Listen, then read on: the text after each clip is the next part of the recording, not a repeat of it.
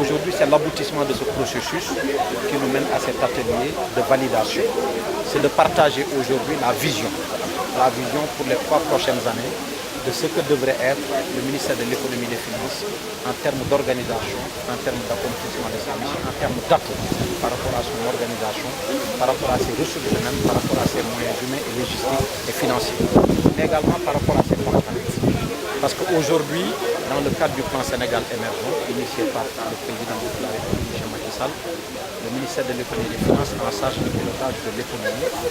Et on s'est rendu compte sur ces dernières années des bonnes performances de notre économie qui peuvent être reflétées à travers le taux de croissance qui est en hausse continue depuis 3 années et qui se situe aujourd'hui de manière constante et régulière au-delà de 6%.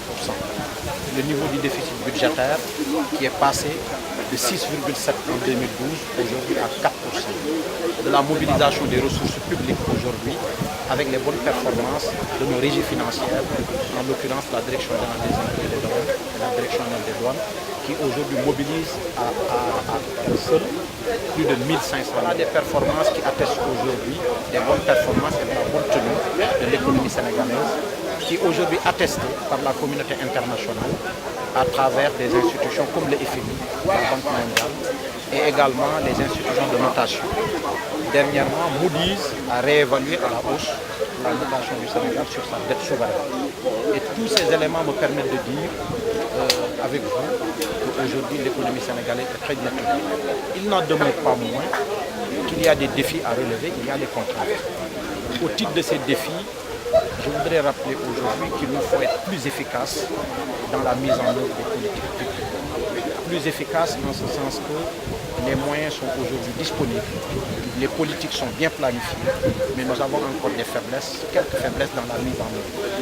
Et c'est cela aujourd'hui qui est consacré à travers l'élaboration de l'aide de politique sectorielle qui vont être articulées à des contrats de performance et des contrats d'objectifs qui feront qu'on passera dans la réalité et dans la pratique organisationnelle d'un dispositif aujourd'hui axé sur les moyens à un dispositif axé sur les résultats. Cela est consacré depuis 2009 avec l'adoption des nouvelles directives de l'UMO qui consacrent la gestion axée sur les résultats.